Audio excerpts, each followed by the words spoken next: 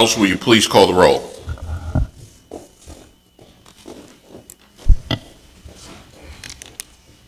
Trustee Cavazos, present.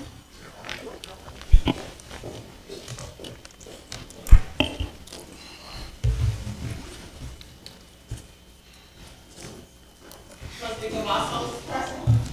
Trustee George. Trustee Harper. Present. Trustee Lawrence. Here. Trustee Lawson. Here. Trustee Moore. Here. Trustee Morissette. Here. Trustee Perry. Here. Trustee Reed. Trustee Washington. Here. Trustee Wood. Here. Chair Lawson, you have the floor. Thank you. Today, we welcome our newest member of the Florida A&M University Board of Trustees, Ms. Kristen Harper. Trustee Harper is a FAMU alum and was appointed to the Board of Trustees by the Florida Board of Governors at its last meeting. Trustee Harper, welcome, and we would invite you to say a few words. Thank you, Chair Lawson. It's my pleasure to serve Florida A&M in this capacity. I am a diehard Rattler and alumni, and happy to be able to bring that perspective to Florida A&M, the university I love so much, the university where I met my husband, and now have three hopefully future Rattlers, so happy to serve. Well, thank you and welcome, and we appreciate your early contributions as of yesterday, so we're looking forward to more. Likewise, thank Alrighty. you. Attorney Barge-Miles, at this point, it's time for public comment. Do we have anyone that signed up? Okay.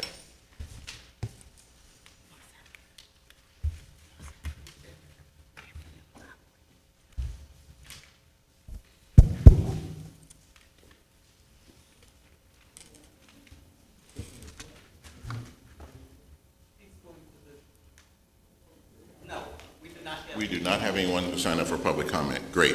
Okay. That is a part of our normal agenda. We do allow public guests to come in and address the board with any issue they may have or may need to bring to our attention. Seeing as though there are none, at this point I'd like to recognize President Larry Robinson to provide the President's report.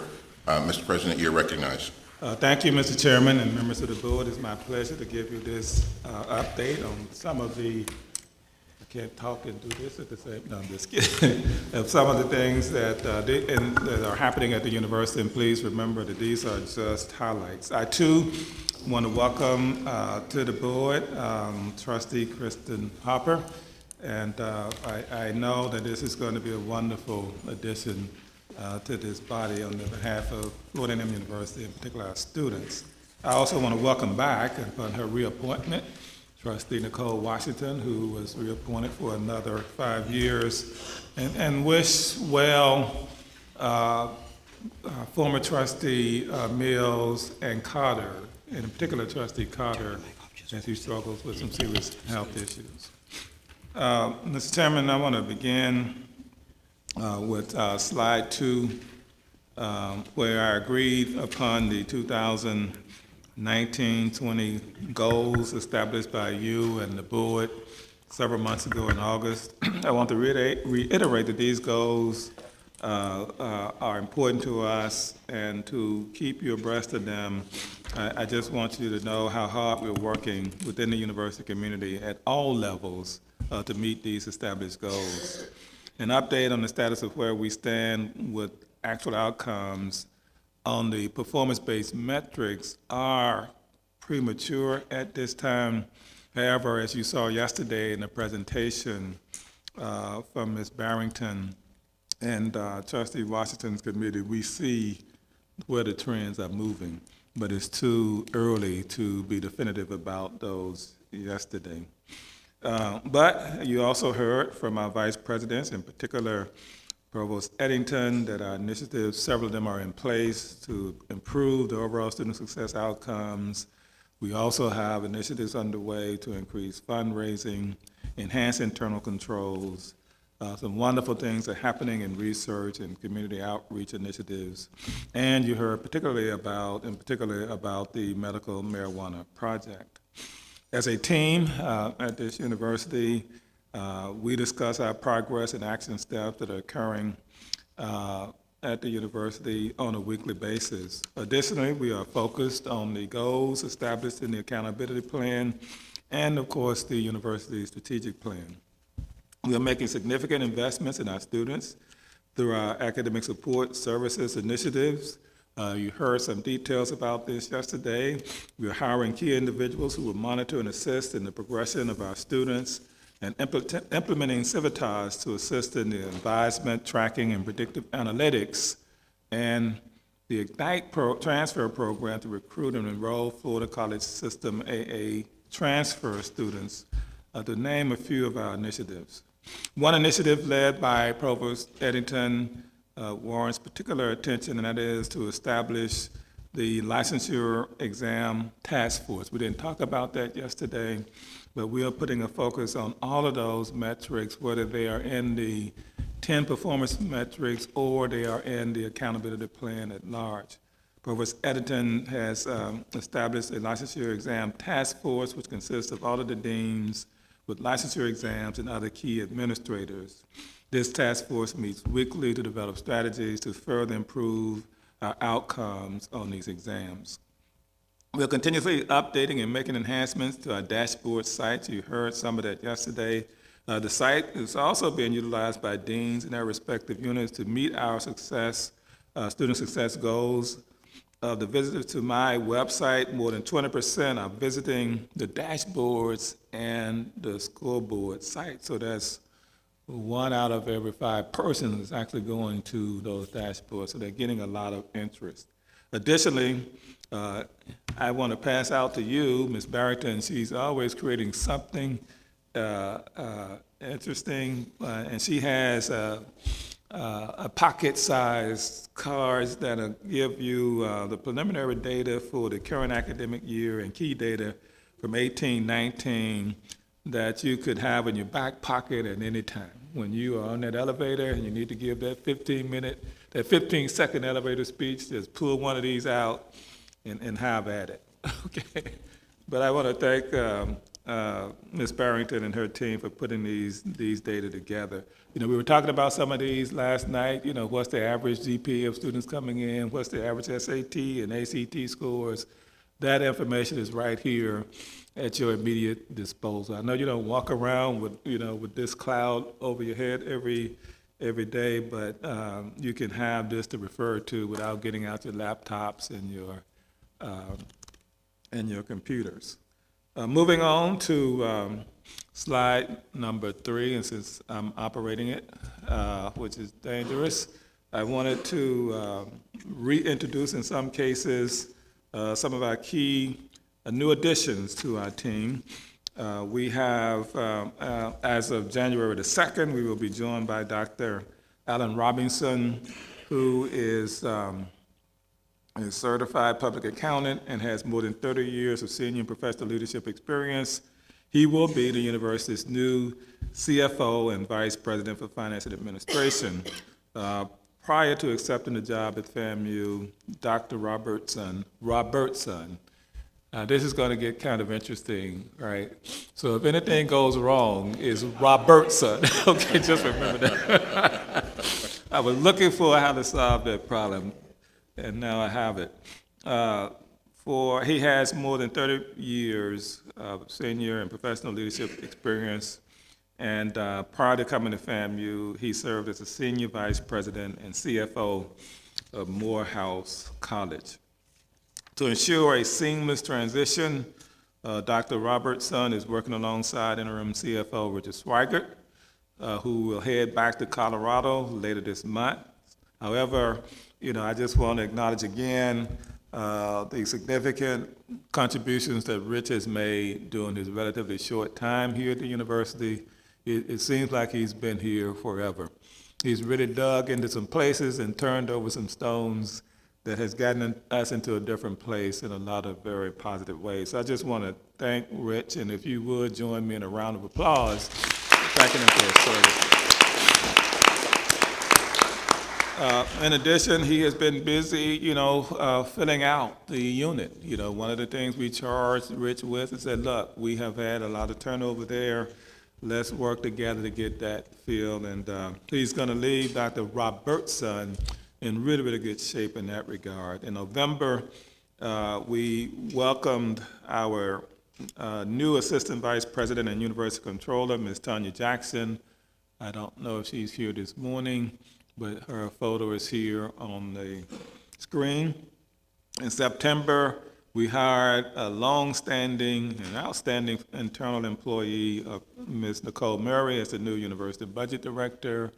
I don't see her, oh, there she is, right there, back from her honeymoon. On January the 6th, and congratulations, okay. And on January the 6th, Mr. Chris Hessel will join us as our new Associate Vice President for Facilities, Construction, and Maintenance, and Chris is here in the room. Chris, would you raise your hand? Thank you, Chris.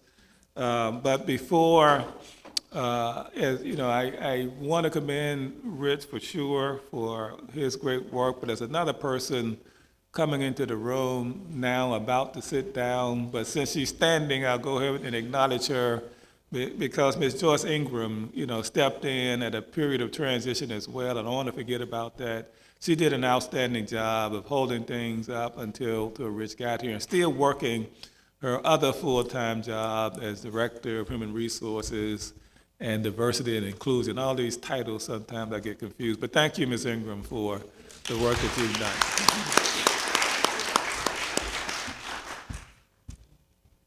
In my division, with the retirement of Ms. Barbara Cohen-Pippin, we have been fortunate to hire Ms. Danielle Macbeth Riley, a seasoned, I saw Ms. Macbeth Riley earlier. She may have had to leave. Are you still there? Okay, would you please stand, Ms. Macbeth Riley?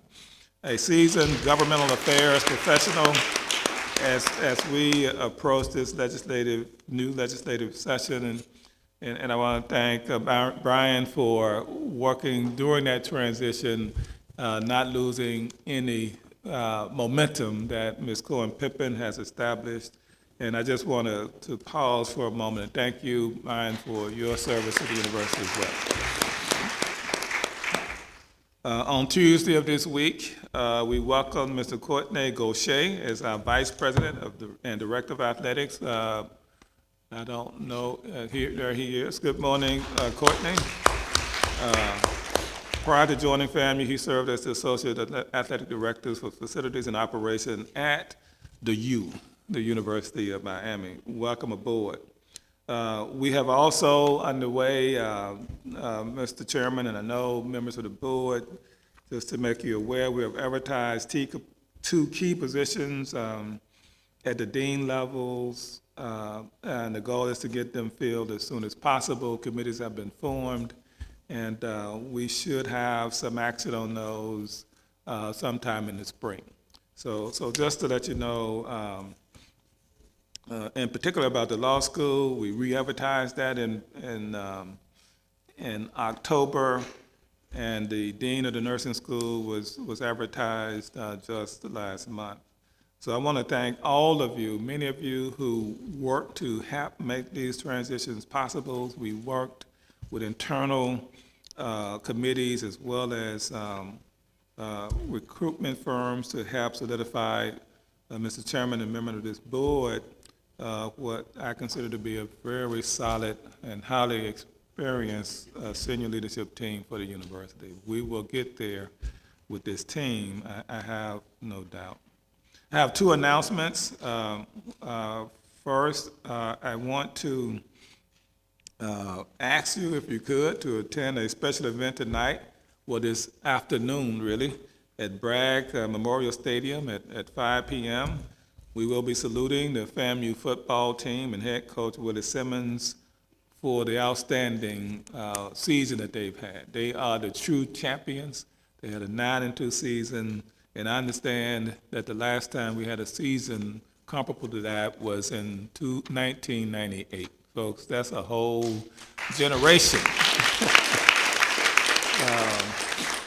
We will be joined by the Marching 100, FAMU cheerleaders, our affinity groups, students, and so many more. So if you are able to join us, we really welcome you. We'll have community leaders there as well. Also, I want to show my appreciation for the many gifts that people provide to the university in support of our annual toy drive and holiday celebration. That will be tomorrow afternoon from 5 to 7 p.m. If you can't be there, you can leave your bicycle and helmet or other unwrapped toy with us right here in this auditorium. I know some of you last night wanted to write big checks and hand it to me. Trustee Woody, I don't take cash, but Dr. Friday Stroud will. Okay. But please join us. These toys go to make Christmas very special for underprivileged kids on the south side of Tallahassee, and we have done this jointly with the city of Tallahassee over the years. So as I often say, great things happen at FAMU every day, and we have selected just a few, Mr. Chairman, highlights to share with you about faculty, staff, students, and alumni who are doing things that are of great note. But once again, this is just a snapshot of all that happens at this institution every day of the year.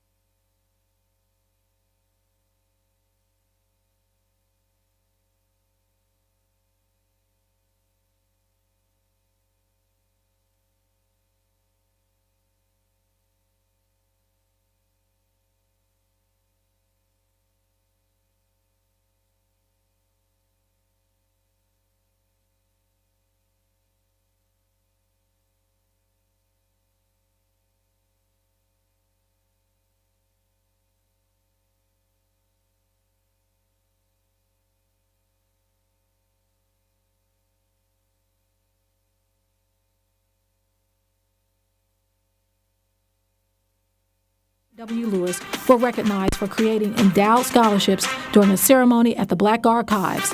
Plaques engraved in their names have been installed near the Eternal Flame.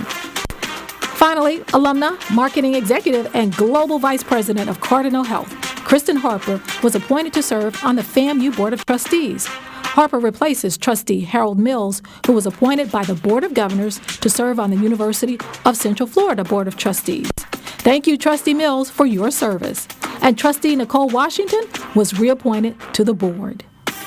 Check out FAMUnews.com for additional news about FAMU. Mr. Chairman, that almost... a picture showing that one of your colleagues has been appointed to the board of the Tallahassee Chamber of Commerce, Mr. Rashad Morissette. Congratulations on that appointment.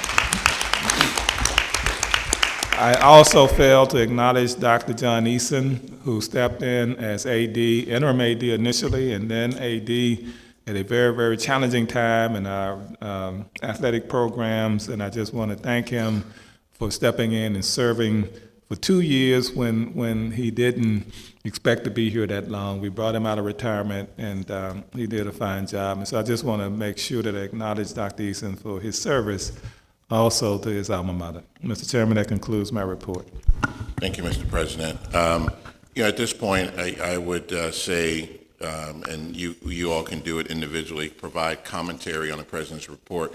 We've tried to streamline it and make it more data focused so that it ties to all the other discussions that we're having around how do we raise our overall performance tied to the performance metrics. So as you see in the front end, it's much more data focused, and that's really the goal, to make it much more data focused to tie back to the work plan so that all this ties together as we enter into these discussions.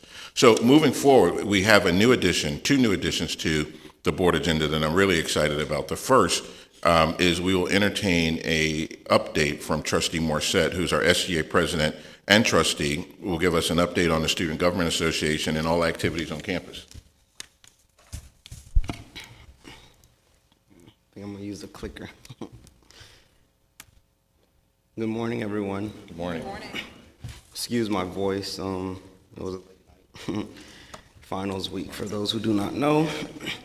So, good morning. My name is Rashad Morissette. I'm a fourth-year agriculture business student from Fort Lauderdale, Florida, and I proudly serve as this year's student body president.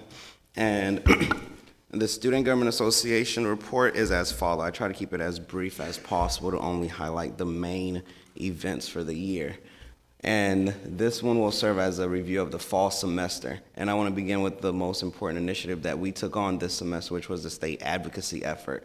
If you remember, I kind of gave a brief overview of what this would entail, and this is the same thing. These are some nice pictures, definitely, FAMU homepage worthy pictures, Dr. Robinson. So we had over 100 students across the state of Florida engage with state legislatures, over 50 meetings that were arranged with different representatives and senators to discuss the Florida Student Association's priorities this year. The first one, which is something that really hits home to me, is the Food and Housing and Securities Appropriation, which is an appropriation of approximately $340,000 that, should this pass, will be disseminated to the Board of Governors to distribute to the 12 state university system schools. Each university has their own food and housing and security programs, so this additional funding would help drive those programs and help benefit those students who are homeless or experience food insecurity on their respective campuses. The second one is a textbook affordability plan. So originally we wanted to cut the textbook tax in half, so that would, based on our calculations, save approximately $20 million across the state of Florida for students. We all know college is already expensive, taking out loans and grants and all these scholarships and things, and sometimes out-of-pocket costs can really be insurmountable. So textbooks don't need to be $1,000. Every student in the state of Florida will agree. So our goal is to eliminate the textbook tax, and we have some representatives who are interested in pursuing this endeavor, so more information will come as that develops. And then we also want to host mental health awareness seminars or panel discussions across the state of Florida. This is a This is a key topic because a lot of college students experience this. College is hard. If it was easy, everyone would do it. So we want to host our first panel in Orlando, Florida. I want to say UCF, and have some state representatives from that area, as well as some other student leadership across the state of Florida there to discuss this. And then the last one would be sexual assault, which is on the same level as that very important issue that we face on college campuses. And we want to host the first panel in Tallahassee, Florida, right here in our own backyard. And that's really about it with the Florida Student Association. And now we're trying to plan our our national advocacy effort in I believe in January. So more information to come from there.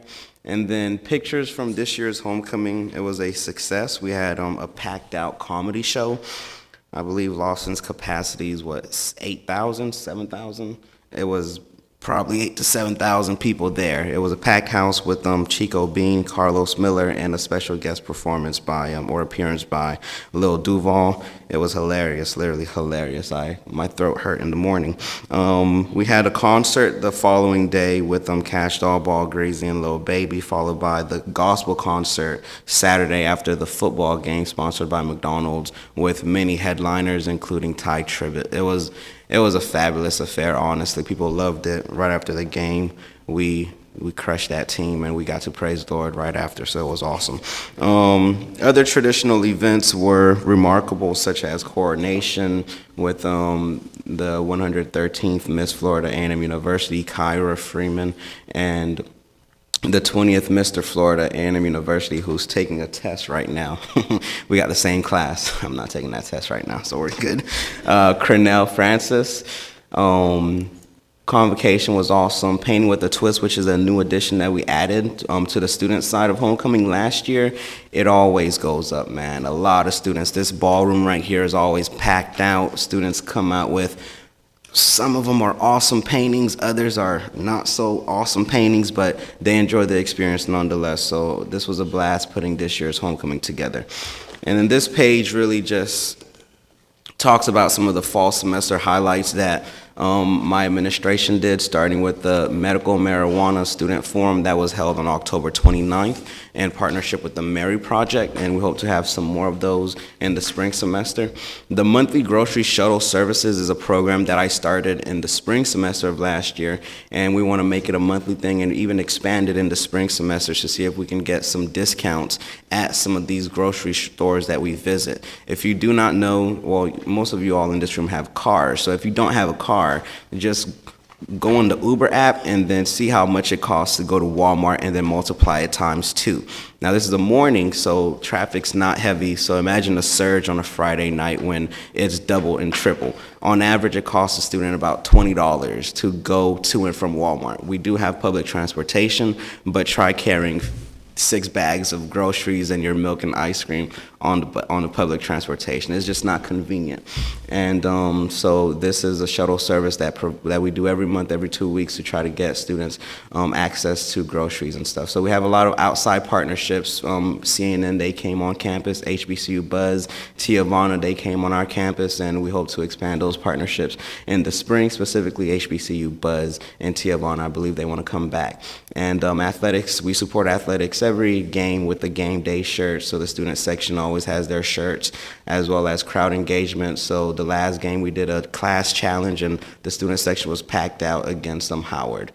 They stood no chance. Monthly community service initiatives, hurricane relief drive, little big event to get the students engaged, and our students are really engaged in the Tallahassee community with recognition from their achievements to internship opportunities, as well as civic engagements for voters registration that we did earlier in the fall semester. And I'm proud to say that we've selected a new director of student activities, Mr. Andre Green, and we are currently selecting a new SGA coordinator to start in the spring semester. And That's really it for the fall semester highlights. And in the spring, I look forward to FAMU Day at the Capitol. My goal is to triple the number of student participation that we've had in recent years and have at least 100 students participate and engage with state legislatures. We have to train our students to stay focused on our LBR and bring a fresh student perspective and tie their stories with the funds that we're requesting. That way, it's not just a number that state legislatures are seeing, but it's an effect. How does this, or voting or approving this specific line item in the overall state budget, affect this individual from their respective district, if that makes sense. Bring a face to a problem. And then Be Out Day, which is a major spring fest. Not going to spoil it because they're going to kill me if I say anything. And then our leadership series, we want to have monthly seminars or leadership series with guest speakers starting in January. I believe the first one is on January 23rd. And then we hope to establish a partnership with College Pads to provide an off-campus housing search platform for our students in the spring semester. A lot of times they just find off-campus housing from word of mouth or connections or just people that they know. And if we were to provide an official platform that kind of like directs them and shows them all the opportunities that are both public and private, from small to large, I forgot what the word is.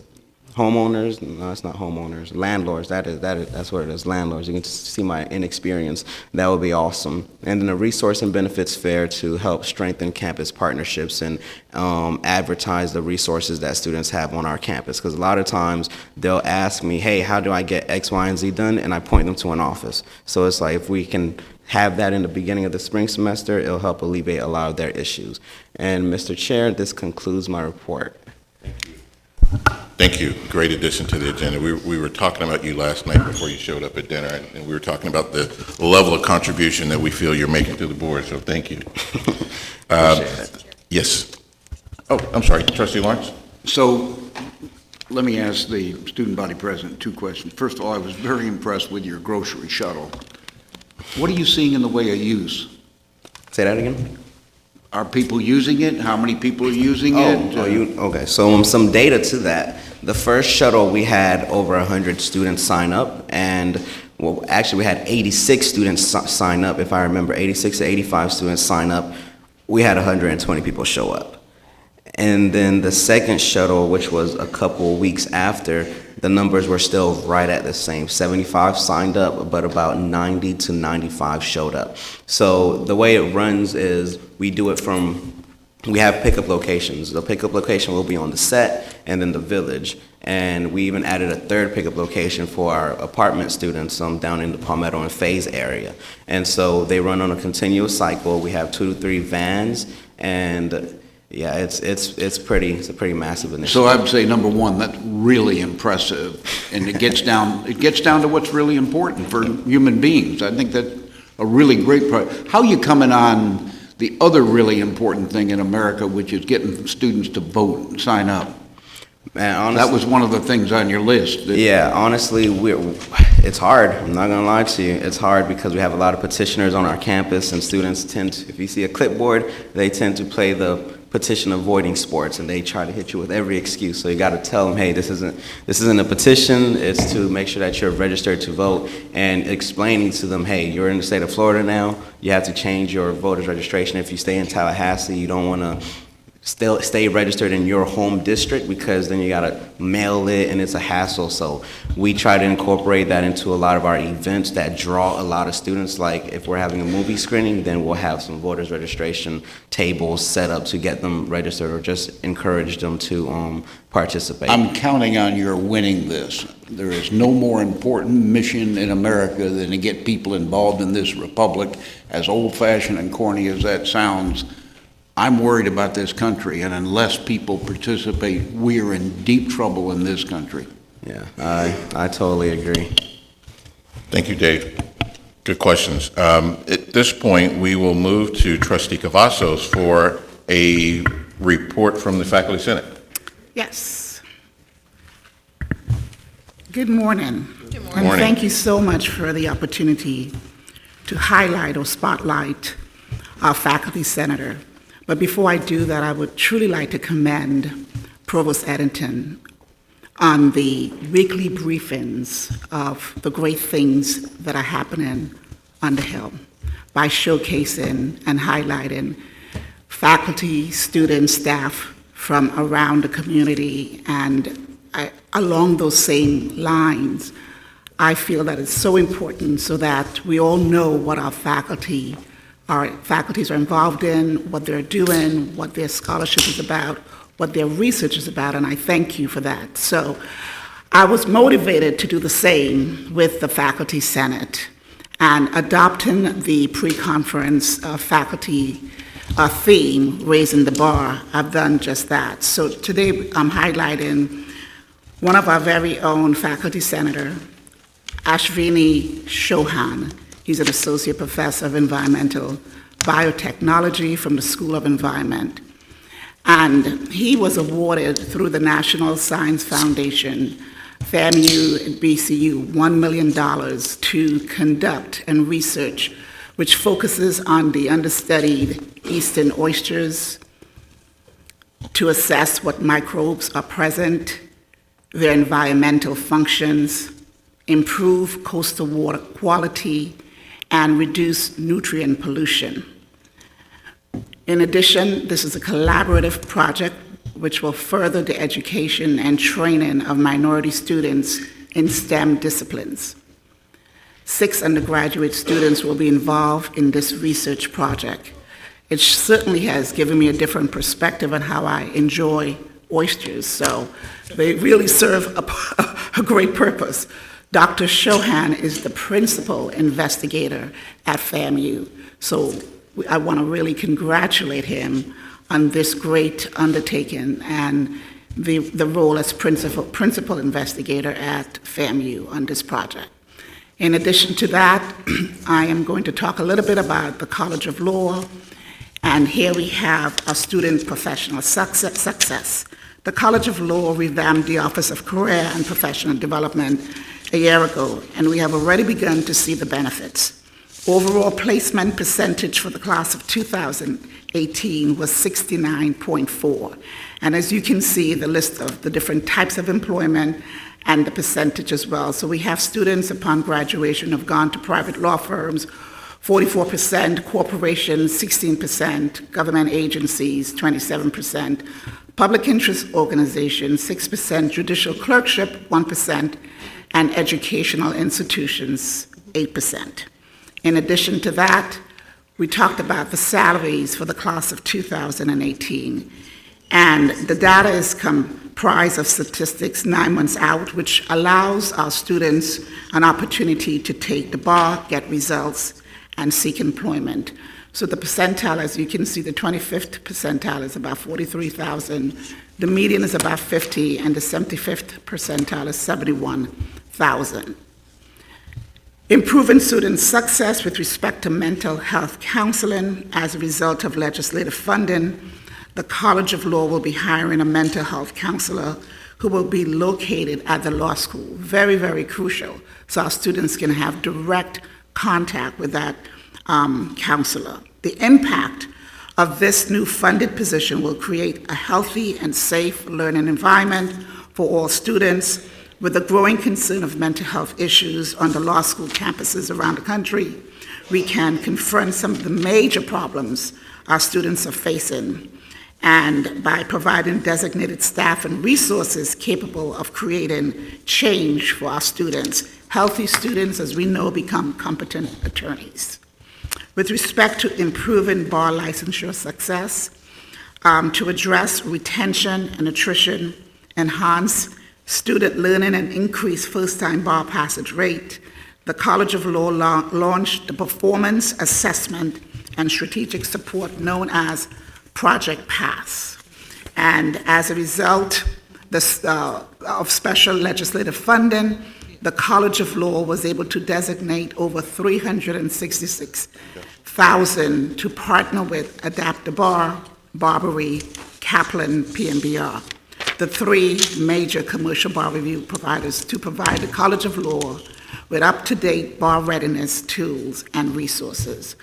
So with that, I truly want to thank our chair for giving me the opportunity to highlight some of those things and to honor Provost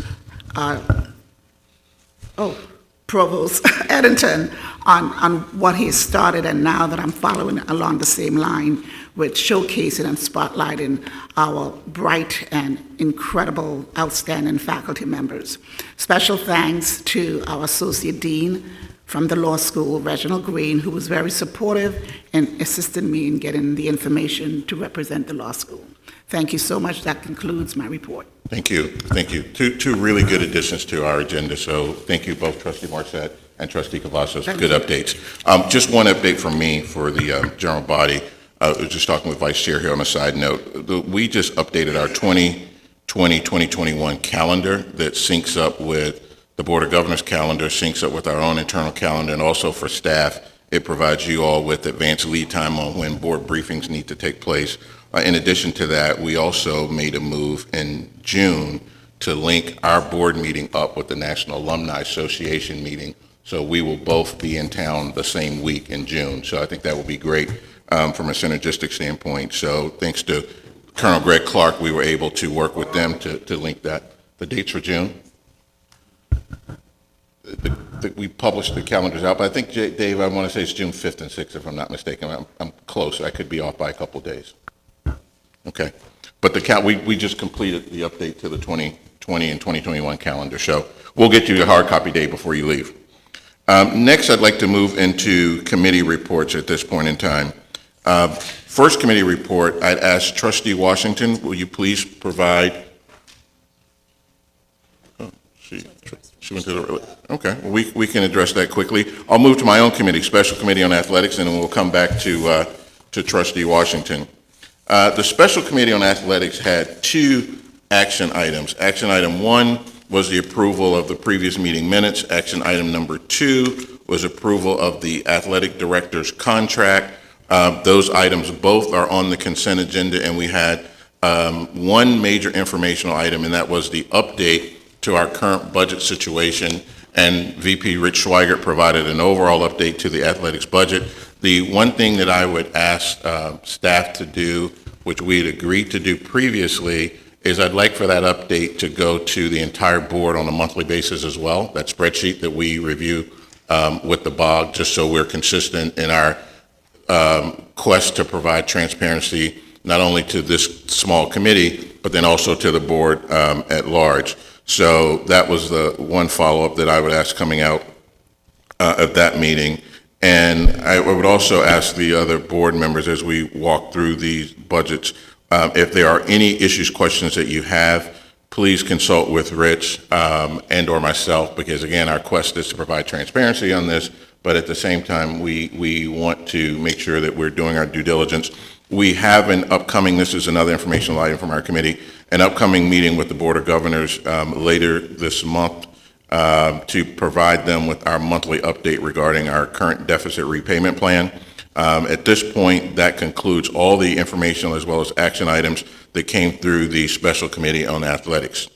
The next committee, I'll come back to Trustee Washington. If you would, please, I'd like for you to provide an update for Academic and Student Affairs. Sure, I apologize for having to step out. Mr. Chairman, the Academic and Student Affairs Committee has recommended 3 action items for approval. The action items include applications for tenure upon appointment for Dr. Richard Arlo and Dr. Allison Watson, amended Regulation 2.015 regarding admissions, and amended Regulation 2.030 regarding student activities. These were presented and discussed yesterday and are on the consent agenda for the board's approval. In addition, several informational updates were provided, including the university's performance-based funding metrics, an update on the university's of distinction legislative budget request submitted to the Board of Governors, research and development, proposed new programs in cybersecurity, textbook affordability update, and an update on the medical marijuana education and research initiative. Student affairs updates included the Ignite Transfer Program and hazing prevention initiatives, and the financial aid debt reduction system upgrade. Mr. Chair, that concludes my report. Thank you, Trustee Washington. At this point, we will move to audit and compliance. Trustee Perry, can you please provide an update on audit and compliance? Thank you, Mr. Chair. We met yesterday and took up 4 action items and a number of information items. The action items which are on the consent agenda are the Division of Audit Work Plan revisions, the Board of Trustees internal controls and enterprise risk management policy, and the University Code of Conduct. We also received several informational items. One, an update on compliance. We received that from the Chief Compliance and Ethical Officer regarding mandatory training and office activities. We also received an update from the Audit Department, which provided reports on audit and investigative findings, external audit status, university fraud policy, board risk appetite and tolerance statement, and the audit director's position update. Chair Lawson, this concludes the report of the Audit and Compliance Committee. Thank you, Trustee Perry. At this point, we will move to Budget, Finance, and Facilities. Trustee Moore, you're recognized to provide an update on Budget, Finance, and Facilities. Thank you, Mr. Chair. The committee met, of course, on yesterday. There were a total of 1 consent item and 6 action items and a host of informational items that totaled 8. The action items in specific, they were the approval of the SGA carry forward funds, approval of the amphitheater funding, and approval of additional capital to complete the 700-bed residence hall. With that in mind, the SGA carry forward action item was approved with no contingencies, whereas the items related to the amphitheater and the 700-bed residence hall included a contingency that formal monthly reports be provided that included the items such as a list of expenses, expenses to date, risk to timely completion of deliverables, and plans to deal with those risks. In addition, again, there were a host of information items that also included a tour offered or provided by Dr. Wilder, which encompassed a visit to each of our construction projects. The action items coming out of this committee meeting that you will see addressed in our upcoming meeting includes a review by our university's general counsel of the contract language that specifically spoke to the penalties and how those are being enforced for construction-related projects. The other included monthly reports on the CAS building as well as our other construction projects. The third item being reporting on how student fees are currently allocated. We will report out on that. And then the final item with President Robinson to address an upcoming meeting plan to look at restoration of reserve funding that we were using, as well as contingency planning for construction projects and oversight model. Mr. Chair, this concludes my report. Thank you, Trustee Moore. I just want to make sure we note in the action item, it would be great if we could go ahead and calendarize all of those meetings. Count on it. We get them on the calendar for at least, the next, call it 12 months out. Absolutely. Okay. Next, we move to our direct support organization. Trustee Dortch is on the phone. Trustee Dortch, at this point, you're recognized to present the DSO committee report. Good morning, Mr. Chairman, and good morning to the board. Let me just pull up the approval of donation-based naming. The new amphitheater will be named upon receipt of a family donation. The family is making a $500,000 donation to complete the new amphitheater. The donor family has requested to remain anonymous at this time. Mr. Chairman, the DSO committee moves that the FAMU Board of Trustees approve the donation-based naming.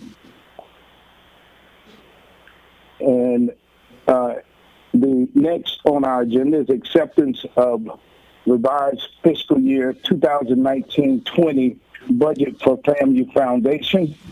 The Foundation Board approved an increase in its budget, which includes withdrawing the remainder available earnings to provide additional funding in the areas of university support, donor outreach, and development support. Mr. Chairman, the DSO committee moves that the FAMU board accepts the revised fiscal 2019-2020 budget for the Florida A&M University Foundation. Next is the approval of DSO board members for the Florida A&M University Foundation. This action item was submitted in accordance with the Florida A&M University Board of Trustees Policy Number 2018-01, provides that the board shall approve all appointments, including elected board members, to any DSO board. At the Florida A&M University Foundation Board meeting, Directors Kenneth Neighbors and G. Scott Ezell were recommended and were elected by that board as directors and of course, Director T.J. Rose was also elected. Director Kenya Washington Johnson was appointed to the Foundation Board as the faculty representative by the president of the Faculty Senate. Mr. Chairman, the DSO committee moves that the Florida A&M University Board of Trustees approve the appointment of those directors on the Florida A&M University Foundation Board of Directors. And next, Dr. Shante Friday Stroud provided fundraising and DSO updates. Total giving as of December 2nd is $2.93 million. And they also, promoted Giving Tuesday on December the 3rd. 181 donors gave cash gifts totaling $33,191.77. Pledge fulfillments at this point, rate as of December the 4th, is $334,000. Affinity giving groups have contributed over $702,000 this fiscal year, and the Memory Lane Brick campaign has raised over $20,000 to date. Of course, all trustees are welcome to join in. And an update on the three DSOs, FAMU Foundation, National Alumni Association, and the Rattler Booster was provided. Mr. Chairman, this concludes the report of the DSO committee.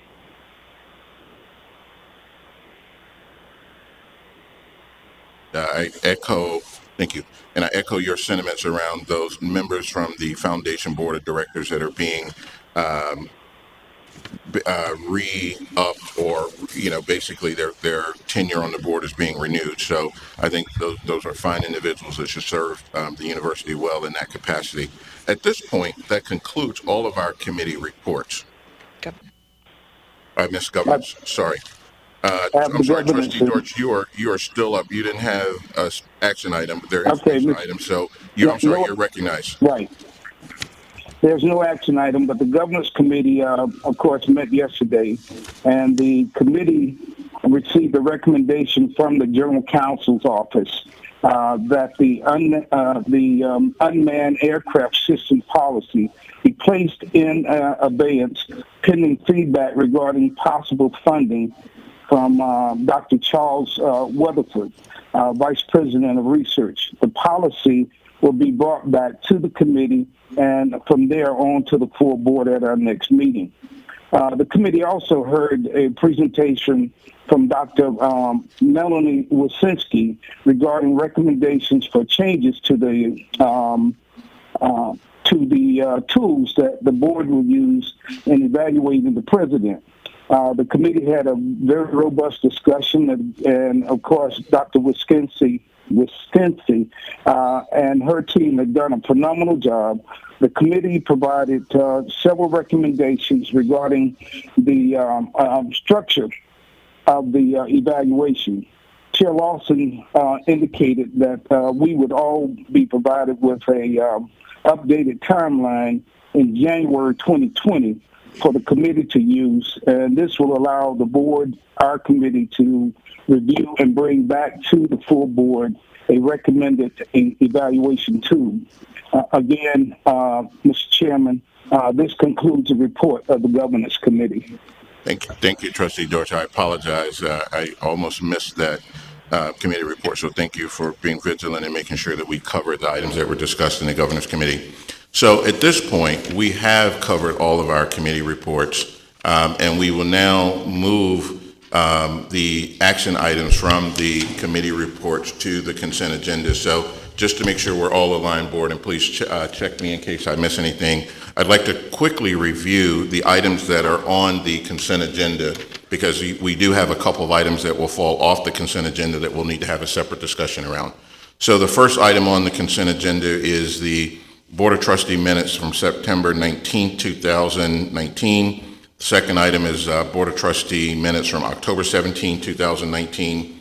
For academic and student affairs, items on the consent agenda are two tenure appointments,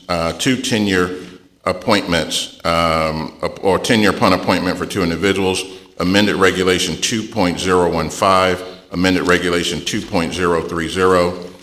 Moving to Special Committee on Athletics, there's one action item on the consent agenda. That is the employment contract for our new Vice President and Athletic Director, Courtney Gaucher. Moving to Audit and Compliance, there are three action items on the consent agenda: the revised Division of Audit Work Plan, the BOT Internal Control and Enterprise Risk Management Policy, Code of Conduct Policy. Moving to Budget and Finance, the following items are on the consent agenda: the SGA carry forward funds, the amphitheater funding, the additional capital to complete the 700-bed residence hall, and you heard the additional caveats around that, around the monthly reviews. Removal from the consent agenda is the resolution updating the university signatures. That item gets moved to the board agenda, and Attorney Wallace will address shortly. Item that stays on the consent agenda, Oracle contract, student fee committee recommendations. Moving to our direct support organization, item coming off the consent agenda is the naming of the amphitheater, and Dean Friday Stroud will come forward shortly to address that issue. Items that remain on the consent agenda is the revised 1920 FAMU Foundation budget. Item that remains on the consent agenda is FAMU Foundation Board of Directors. 4 individuals highly qualified are being named or renamed to the Foundation Board of Directors. At this point, that concludes items that are on the consent agenda. So just for a quick review, there were 2 items that were removed that will be placed on the agenda for discussion. At this point, the unmanned aircraft, it was an informational item that requires further discussion, so it's removed from the consent agenda as well. Okay? At this point, so there are 3 items removed from the consent agenda. May I have a motion for approval of the consent agenda? So moved. Second. Motion been made and properly second. Are there any questions? Yes. Did we see the updated employment contract with the additions that, or recommendations that were made? I don't know that we actually saw it. I know when they presented yesterday, they mentioned that they had amended it to address some concerns around the fundraising piece, but did we actually see that document? Did we? Attorney Wallace, would you mind coming forward? So that's okay. No, so you want to see a copy of the revisions that were made? Okay.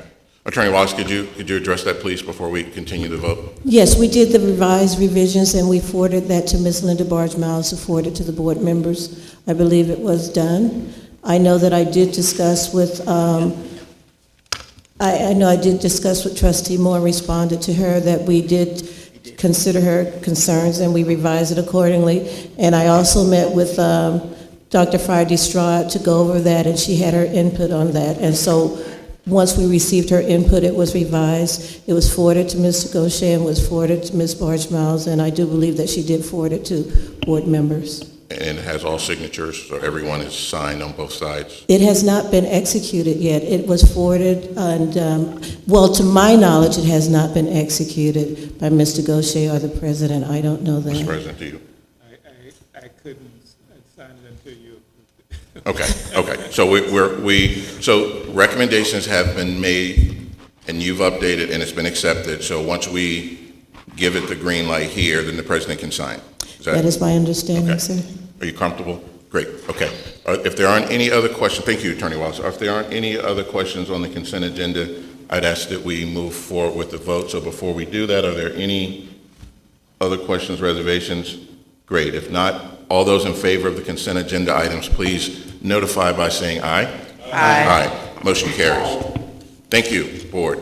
Again, there are 2 items, so Attorney Wallace, if you wouldn't mind staying, that we need to put on or take up as a full board, and the first is around signature authority. So Attorney Wallace, you're recognized to update the board on that item. Thank you, Chair, Trustees, President Robinson. It came to my attention yesterday that after we had discussed the banking resolution, that due to the pending holidays, that there may be a gap in getting 2 of these signatories' backgrounds approved and vetted. So even though our policy requires 1 signature, the bank requires 1 signature, our policy requires 2. So I would like to bring to this board's attention that we amend the policy to keep Joyce Ingram's name on it until we can get the other 2 individuals vetted by the bank and have that done. So, because what happens is that Mr. Schweigert's name is effective as of January 1. It ends January 1, and the other 2 signatories become effective January 2nd.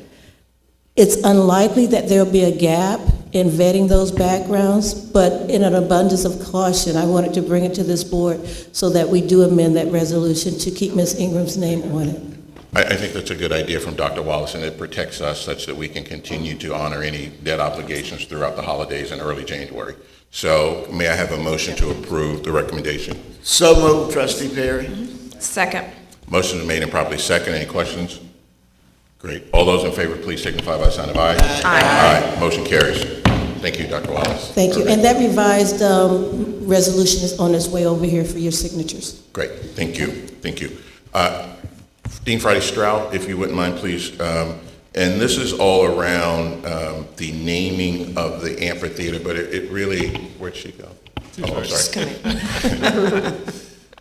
It's more than just the naming of the amphitheater. The board is looking for some clarity around naming and specifically length of time that an individual building, structure can hold an individual donor's name or donor's name.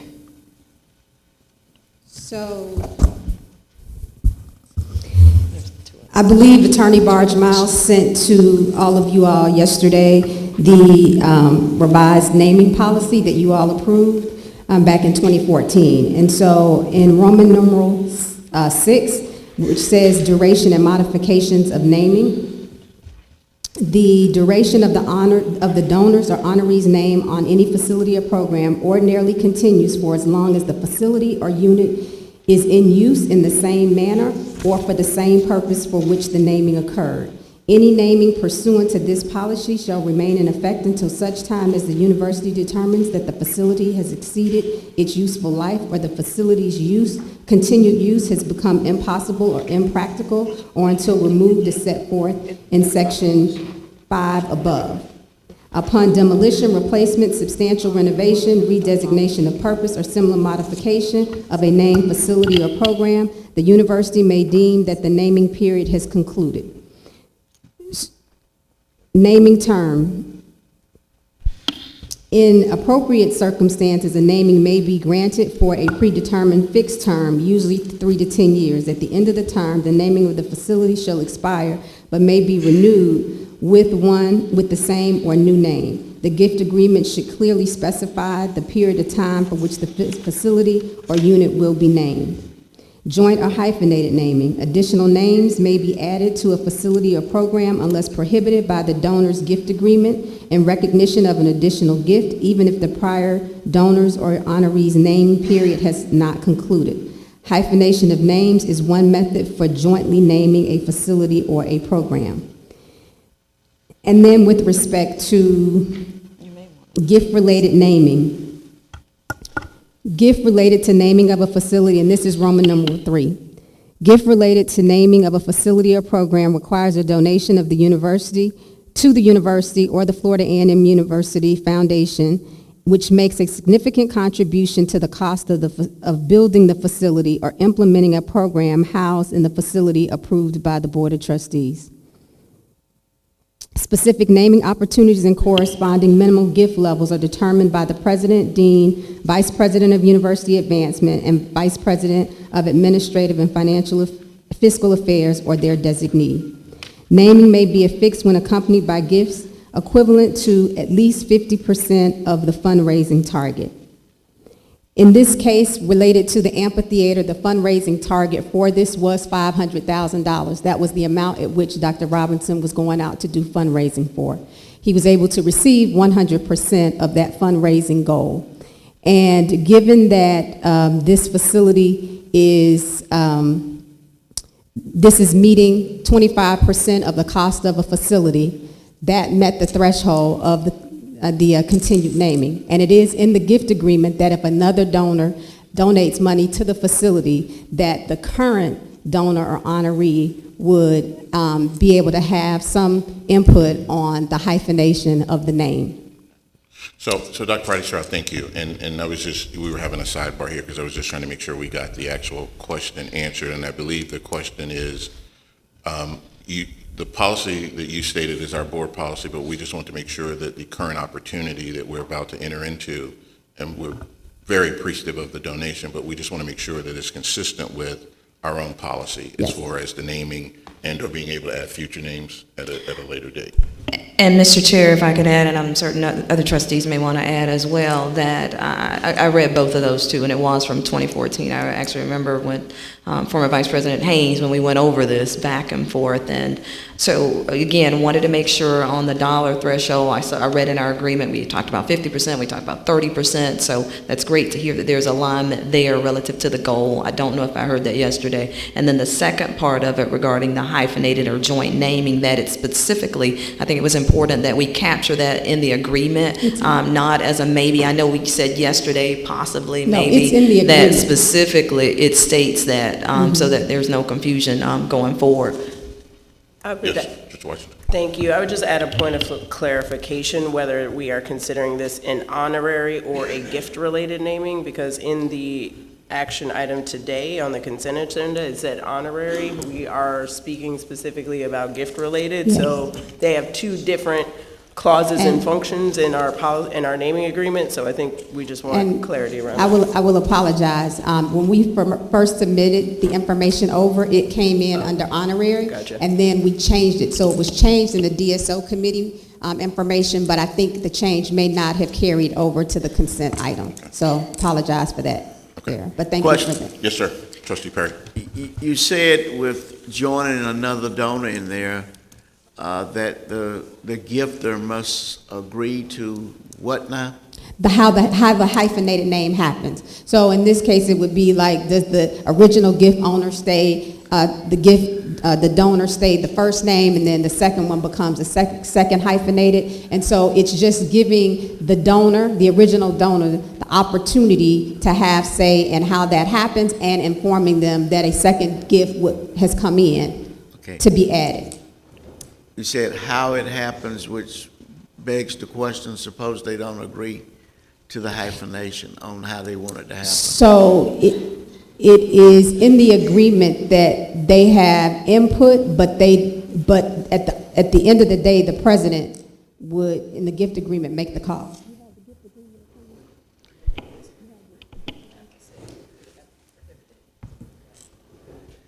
So the agreement that the original donor signs has to state that the president has the ultimate authority to. Okay, as long as that language is in there, then. You're fine. Okay. Yeah, and I just want to make sure, we are clear as a board. Two things. One, we are very appreciative of the anonymous donor, so that's like the most important thing. But number two, we also want to set ourselves up for the future in case similar situations may occur, then we are not kind of scrambling on what to do, how to do, et cetera. We've memorialized exactly what we're going to do, knowing that the president has ultimate say at the end of the day. If Perry and Lawson decide on the bill and Perry wants to go first, but I want to go first, the president makes the ultimate decision. So Perry, I do want to go first, by the way. So we just want to make sure we're clear so that we don't have this issue in the future. So Dean Friday-Stroud, thank you. At this point, let's. Question. I'm sorry. Two things. So one, thank you for that clarification. First question is, in the naming policy, it says that the term naming is for a predetermined fixed term, usually 3 to 10 years. What is the fixed term for this particular gift agreement? So because this agreement because it met the 100% of the fundraising total, it was a continuous term. So there was no ending for Perpetual. Okay. perpetual, yes. Okay. Okay. And then the second thing is, it doesn't state in the policy that the president would be the arbitrator or the ultimate decision maker on any hyphenation. So I would, I'm trying to find the language in here, so give me. It should be in agreement. Section 6C. So it is duly listed that the president has the authority to. I may be overlooking it, but I don't see. So, It has to be in the gift and agreement. It's not in the policy. It's not in our policy it's not in our policy that if the joint donors don't agree, or if the original donor doesn't agree, who makes the final decision. So I think we need to do two things then. Revisit One, the I think we need to put it in our policy. Yes. And two, we need to make sure that it's in the gift agreement. So I think the motion is going to be twofold, so we should probably separate into two separate motions. So first, I'll entertain a motion on revising the board policy. so moved. Second. Motion made and properly second. Mr. President, question? No, I would hope that you give staff an opportunity to revise the policy with the revisions. Oh, yes. Right. Bring it back for approval. So just for clarification on my so moved, is that I'm talking about looking at the entire policy, because the last time it was looked at was 2014. Okay. Okay. So a review of the policies in general. With that specific addition. Yes. So that is the motion for clarity on the floor. Kristen, question? The other just thing to mention is as the staff looks at the policy, I'd ask them to look at the terms if someone provides a 100% donation, as in this case, to have a perpetual term. Great. So nothing we need to vote on today, but something I'd like the staff to look at. So clarifying the motion, we're calling for a full review of the policy with the specific inclusion of this language. All those in favor of that motion, please state by the sign of aye. Aye.